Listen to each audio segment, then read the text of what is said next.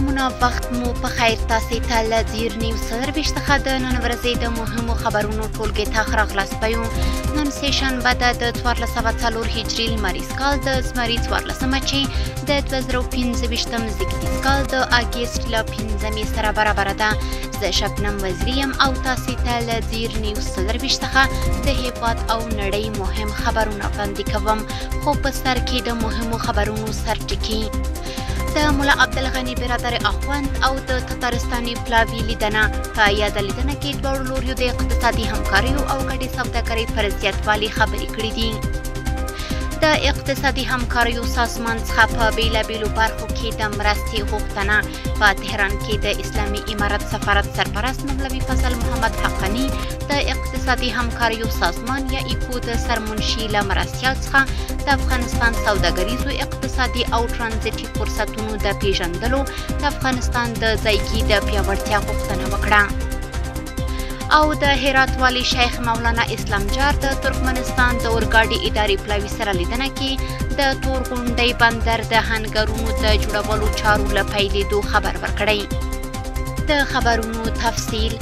مولا عبدالغني برادر اخوند د تتارستان پلاوي سره د اقتصادي همکاریو او ګډې سوداګرۍ پر زیاتوالي خبرې کړې دي. د ریاست الوزرا اقتصادي مرستیال مولا عبدالغني برادر اخوند نن په ارګ کې د تتارستان هیواد د لومړي وزیر له مرستیال او صنعت او سوداګرۍ وزیر اولیګ ولادیموروویچ کوروبچینکو سره د لیدنې پر مهال دواړو لوریو د اقتصادي همکاریو او ګډې سوداګرۍ پر زیاتوالي خبرې کړي. مولا عبدالغني برادر اخوند وویل چې اسلامي امارت د روسیې فدراسیون له ټولو جمهوریتونو سره پراخې اقتصادي او سوداګریزي اړیکې غواړي او په دې اړه یې د کازان په 14م نړیوال اقتصادي فورم کې ګټور مجلسونه درلودل. نوموړي د تتارستان هیواد له چارواکو وغوښتل چې په افغانستان کې د سړکونو، تونلونو، اوبو رسولو شبکو، بندونو، کورونو جوړولو، کیمیاوي صنعت او همداراز له پنجشیر سیند څخه کابل ته د اوبو انتقال پروژو کې پانګونه وکړي. برادر اخوند د کابل او کازان ترمنځ د ګډې سوداګرۍ د زیاتوالي لپاره تتارستان ته د افغاني صادراتو پر زیاتوالي او همداراز له دغه هیواد څخه د باکیفیته خوراکي توکو، درملو او تخنیکي وسایلو پر وارداتو او د دې ترڅنګ د دواړو لوریو د اړوندو وزارتونو او ادارو پر ګډ کار کولو هم ټینګار وکړ. دغه راز د تتارستان د لومړي وزیر مرستیال وویل چې د روسیې فدراسیون له لوري د اسلامي امارت په رسمیت پیژندنې سره د تتارستان او افغانستان په مختلفو برخو کې د تعامل لپاره ډیر سهولتونه رامنځته شوي دي. هغه زیاته کړه چمتو دي چې له پنجشیر سیند څخه کابل ته د اوبو د انتقال پروژه او همداراز نورو برخو کې پانګونې وکړي او په وینا یې له د سره د صنعتي شرکتونو راغلي مسؤلین لیواله دي چې له افغانستان سره په مختلفو برخو کې همکاري پیل کړي. په تهران کې د اسلامي امارت سفارت سرپرست مولوي فضل محمد حقانی د اقتصادي همکاریو سازمان یا ایکو د سرمنشي له مرستیال جاندوس حسن اف سره ولیدل. په ایران کې د اسلامي امارت سفارت په خبره کړې خبرپاڼه کې ویلي چې په دې لیدنه کې د سفارت سرپرست د افغانستان سوداګریزو اقتصادي او ترانزیتي فرصتونو د پیژندلو د افغانستان د ځایګي د پیاوړتیا غوښتنه وکړه.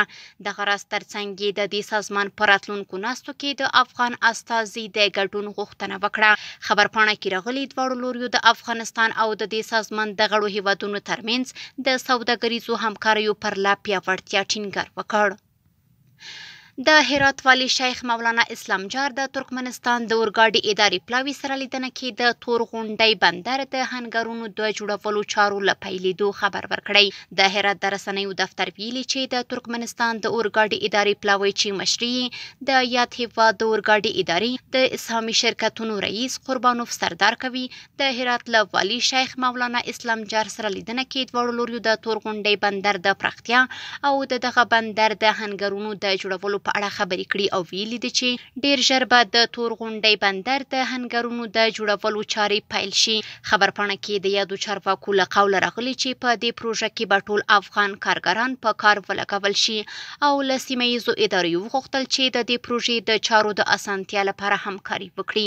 د هرات والی شیخ مولانا اسلام جار د دې پروژې له پیل څخه هرکلی کړی او ترکمن پلاوي ته اجازه ورکړی چې سیمه ییزه اداره به له دوی سره بشپړه همکاري وکړي. ترڅنګ یې ژمنه وکړه چې د ترکمن کارکوونکو لپاره د ویزې په برخه کې به لازمي اسانتیاوې برابرې شي. په افغانستان کې د سولري برېښنا له لارې د اساسي خدماتو ځواکمنول د ملګرو ملتونو پراختیایي پروګرام وایي چې په افغانستان کې اوږدې جګړې او اقتصادي سقوط دولتي خدمات له خرابې زیربنا، لږو سرچینو او د نه باور وړ برېښنا سره مخ کړي او په ډېرو کلیوالو او محرومو سیمو کې ښوونځي او کلینیکونه په تیاره کې فعالیت کوي، یا له ډیزلي جنراتورونو ګټه پورته کوي یا د ټلیفون څراغونه کاروي. دغه پروګرام وایي چې د KfW پراختیایي پروګرام په مرسته یې سلګونه ښوونځیو او روغتیایي مرکزونو ته سولري سیسټمونه نصب کړي چې یاد سیسټمونه په 19 ولایتونو کې له ځنډ پرته برېښنا برابروي.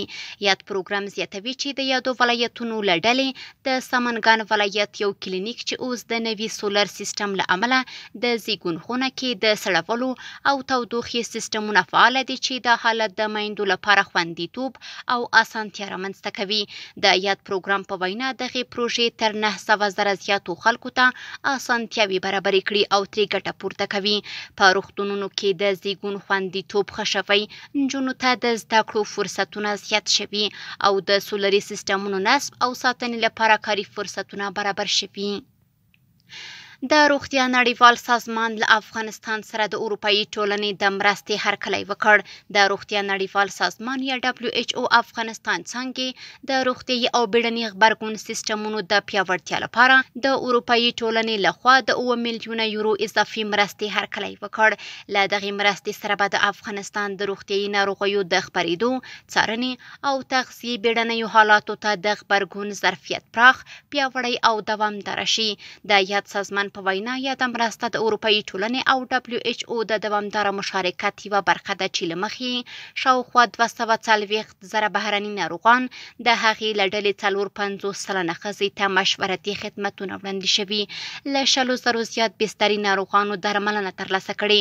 له 2380 زیات د شدید مراقبت ناروغان چې 52 سلنه یې ښځې دي په 5 سیمه ییزو انتاني ناروغیو روغتونونو کې درملنه شوې ده. سربیره پردې له 28,000 زیات له 15 کلنۍ کم عمره ماشومان چې له شدیدې خوارځواکۍ سره مخ وو په 40 هغو څانګو کې چې د ماشومانو د تغذیې بیړنیو حالاتو درملنه کوي، عاجله او ژوند ژغورونکې درملنه ترلاسه کړې ده.